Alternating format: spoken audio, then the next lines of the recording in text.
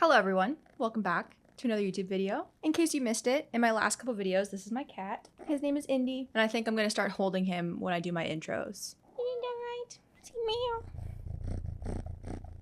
He does not want to be in today's video, I fear. Anyways, today is a very exciting video because today we are going to be talking about Bridgerton Season 4, if you couldn't tell by the multiple copies of An Offer from a Gentleman behind me. This past month has been a really exciting month in the world of Bridgerton. Last week, we got confirmation of who is going to be playing our female lead in Season 4 of Bridgerton. Yaren Ha will star in Season 4 of Bridgerton alongside Luke Thompson as the one and only Sophie Beckett, or should I say Sophie Beck, which we will get to in just a second. So this news of Yaren being Sophie actually came out or leaked, I guess, about a month ago. I don't really know how news like this gets out before Netflix makes their official announcement, but we as the fan base have kind of known for about a month that Yaren is playing Sophie, and we've all been very excited about it. I think that she's perfect. However, it is really nice to have 100% confirmation from Netflix themselves, and what's even nicer than just official confirmation, they actually gave us like a small little promo snippet video to announce Yaren as Sophie, which was really nice. I feel like that was really special, and I'm glad they did that for her. In this first look sort of teaser, if you can even call it a first look, we see Yaren going over and looking at a whole bunch of costumes on a costume rack, including what looks like the silver dress that Sophie will wear to the masquerade ball in Season 4. We don't know much on the specifics of what they plan to keep from the book, but obviously they have plans to keep the masquerade ball in Season 4, so it seems like the way that Sophie and Benedict meet in the book is going to be as accurate as possible in the show. With the mention of the masquerade ball in Season 3, and the constant use of like official Netflix articles referring to Sophie as the Lady in Silver, which is what Benedict calls her after he meets her at the masquerade because he doesn't know her real name, plus the look at the silver dress in this first look teaser, it's pretty clear to me that they're very dedicated to keeping the masquerade ball as accurate as possible, which I can't even tell you is so exciting to see. If you've been subscribed to my YouTube for a while, and if you've seen my videos from Bridgerton Season 3, you guys know my thoughts and my feelings on Season 3 as a whole. And you also know that I've been hoping that they handle Season 4 with a lot more care than I feel like they did in Season 3, because Benedict is my favorite Bridgerton. It's my favorite book of the Bridgerton books that I've read. And so far, I don't want to speak too soon, it seems like they are taking care of Benedict's story. I also want to note that in this promo video, not only do we see the silver dress, but we also get to see the gloves, which is a very, very small thing, but it's still a detail that is very exciting to me. Like I just said, Season 3 of Bridgerton was honestly not my favorite for quite a couple reasons, but one of the things that got me specifically was a lot of the costume decisions in Season 3, most notably the mesh and like fingerless gloves that everybody was wearing. I hated them. I hated them with a fire-burning passion. They were just so bad in my opinion. And trust me, I know that Bridgerton is like not here to be giving us historical accuracy. I don't even want historical accuracy from Bridgerton. I don't care about historical accuracy. Like for example, if I cared about historical accuracy, in Season 4, Sophie would be wearing like a real maid outfit, and those are ugly. And I don't want to see her wearing that. But I just think that that style of gloves was like ugly. There's no nice way to put it. I hated it. And if you know anything about Benedict's book, you know that the gloves are like a pivotal part of his story with Sophie. And I was so worried that they were going to put Sophie in some ugly mesh fingerless gloves. But it seems like the gloves are traditional silk, normal type of gloves, which is very exciting for me to see. Last week, along with the confirmation of Yaren Ha playing Sophie, we also got news that they are going to be changing Sophie's last name from Beckett to Beck, very similarly to how they changed Kate's last name from Sheffield to Sharma. This name change is a deliberate choice made by Jess Bernal herself as a way of injecting some of Yaren's Korean heritage into the character of Sophie. And you guys know, I have my gripes with Jess Bernal as a showrunner. However, she did eat this one thing. I think that changing Sophie's last name is such a great way of like tweaking the character of Sophie just a little bit to make her all that more similar to Yaren and to make Yaren a little bit more comfortable in the role of Sophie. Plus, I don't know much about Yaren, but from what I can tell from interviews that I've seen of her, to me, I think Yaren does such a good job at representing the balance of like femininity and self-assurance that the character of Sophie has. And that characteristic is like something I really love in the character of Sophie. She can be a badass and she's very sure of herself, herself, but at the same time, she's not afraid to tap into that more feminine and like girly side of herself, which I think is something a lot of girls can struggle with. You know, you want to be this strong and confident and independent woman, but that doesn't mean that you should be ashamed of wanting things that are considered girly, like wanting love and wanting romance. And I think that that whole dynamic is something that makes Sophie so appealing as a character. And from what I see from Yerin in interviews, when she's not even in character as Sophie, she's just being herself, I can just tell that she's going to do a really good job at like representing that balance in Sophie's character. I also think that Yerin embodies a lot of the kindness that is necessary to portray a character like Sophie. So overall, I'm just very excited to see her play the part. And just when you thought that was the end of the news we have, it's not. This morning, we got a full photo shoot of Yerin and Luke Thompson together to announce that season 4 of Bridgerton is officially in production. This is also our first time seeing Yerin and Luke together since the news that they will both be leading season 4, and they look so good next to each other. It is borderline unreal. Their chemistry is radiating through these photos. Not to mention, they both look incredibly hot. Luke Thompson especially, you guys know, I'm obsessed with him, and he looks so good. I fear his season might actually cause me to have an aneurysm. If you guys are members of my Patreon, or if you watched my reaction highlight video from season 3, you guys know how I act when Benedict comes on my screen. It's not normal. It's not healthy. His season is literally gonna kill me. And also, side note, their height difference is literally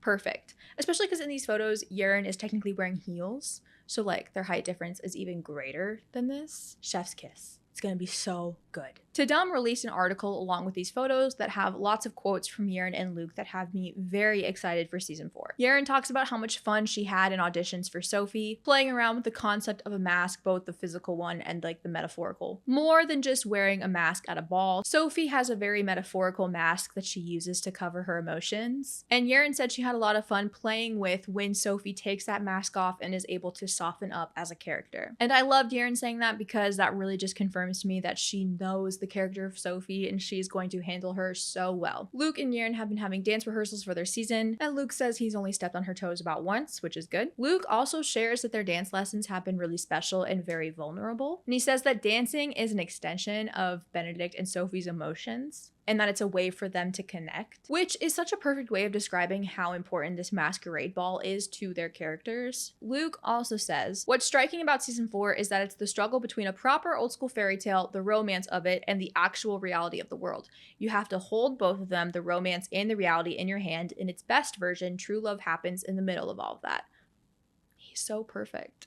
I'm obsessed with the way he talks. There's never been a doubt in my mind that Luke Thompson was like kind of born to be a romantic lead. Just from the way that he talks, the way that he treats everyone with so much care when they're speaking to him. There was a joke made in the press run for season 3 that Luke Thompson just looks like he's in love with everybody that he meets. So like I said, there was never a doubt in my mind that he was going to be phenomenal whenever his season of Bridgerton came along. But hearing the way that Luke talks about the story of Benedict and Sophie, it just makes me so excited to see their romance unfold. Like, I don't think that these two characters could be in better hands than Luke and Yerin. According to the article, Yerin has enjoyed the playful, freeing, and therapeutic feeling of preparing for filming alongside Luke. The two of them met for the first time at a dinner at Jess Brunel's house, and Luke welcomed Yerin in with a big hug. And she says, that was the moment I was like, oh, okay, I don't need to stress about any of this. I can just genuinely focus on our on-screen connection now. Luke Thompson says, I get really excited by how many unexpected twists you'll get to see in season 4. A big one I'm sure I can mention is this one masquerade ball, whatever that means. We all know that Jess Brunel and Shonda Rhimes love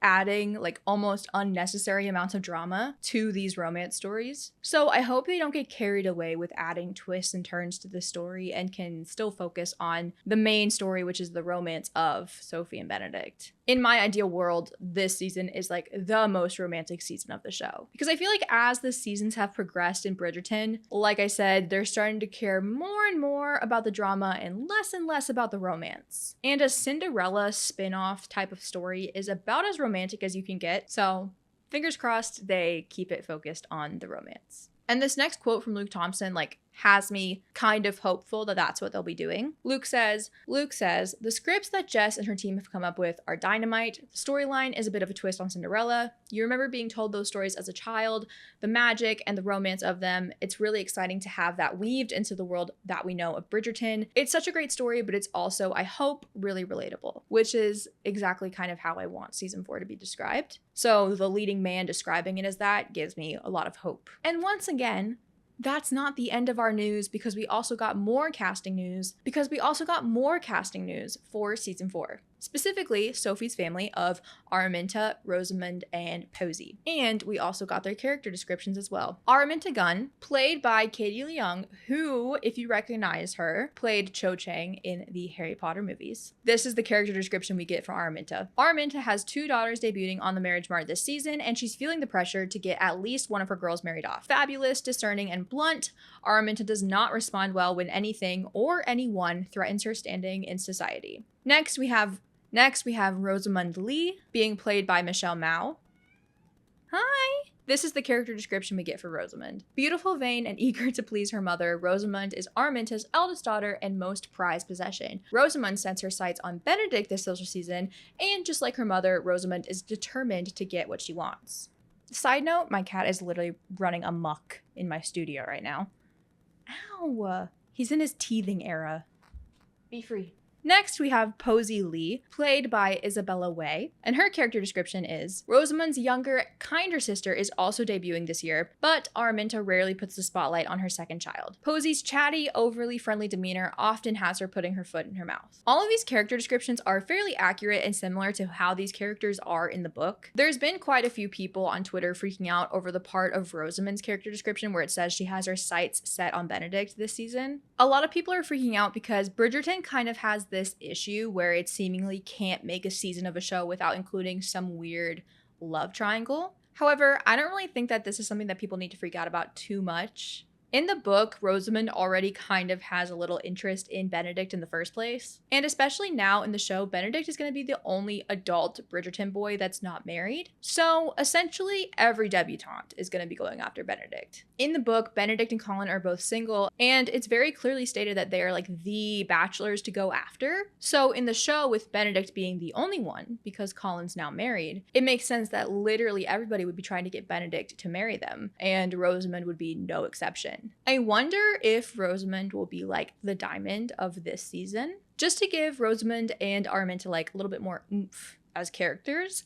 I think that that'd be really interesting to see. We also have a full list of actors confirmed to come back for season 4, and it's a very long list, so I won't name all of them, but I'll put it up on screen so you can look at it. I do want to highlight a couple of names on this list though. First, Jonathan Bailey is confirmed to be coming back as Anthony, which is so exciting. Simone Ashley is not on this list, so for now, she's not confirmed to be coming back for season 4, but I have a strong feeling that if Jonathan is coming back, then she'll probably find a way to come in for a few episodes. This list also has Julie Andrews returning as Lady Whistledown, which I think is very interesting. I have no idea how they're going to go about the whole Whistledown Penelope reveal in this season of the show, because in the book, Benedict's story happens before Pauline's does. So that's definitely going to be, I think, the biggest difference from Benedict's book to Benedict's season, is the fact that Lady Whistledown doesn't really exist anymore. It's Penelope, and everyone knows it's Penelope. It's also interesting to me that this list has Portia Featherington and Miss Varley mentioned, but there is no mention of Philippa or Prudence. If you guys have been following me, you know how I feel about the Featheringtons. You know how I feel about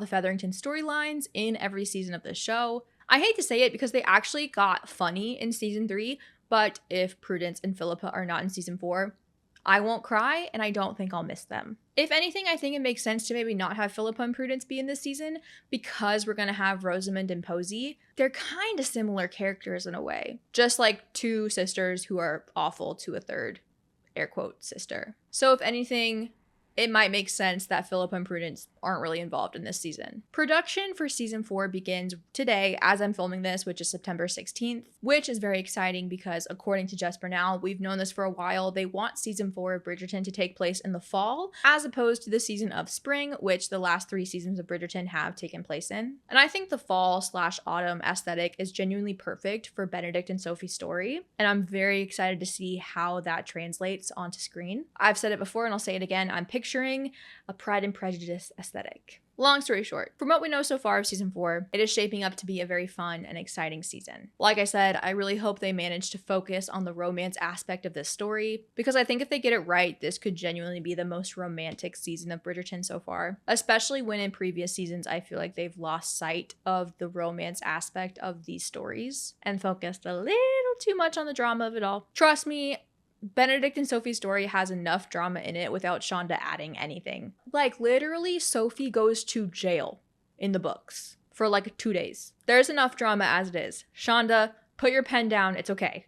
But that pretty much does it for all of the news that we've gotten on Bridgerton season 4 this month. This week is Netflix's Geeked Week, so who knows, maybe we'll get some more Bridgerton news as the week goes on. Let me know what you guys think of all of the information I just dumped on you. Let me know what you think of Yaren as Sophie. I'm so excited for it. I think her and Luke look great together, and I'm so excited to see them on screen in about 2 years when season 4 drops. Follow me on all my other social medias so you don't miss when I post about anything over there. Make sure you check out my podcast with my boyfriend, and make sure you check out my Patreon. Over there, I have commentary tracks and reaction videos to season 1, 2, and 3 of Bridgerton, so you definitely don't want to miss out on any of that, plus a whole bunch of other stuff over there as well. But that pretty much does it for this video. Thank you guys so much for watching, and I will see you all next time. Bye.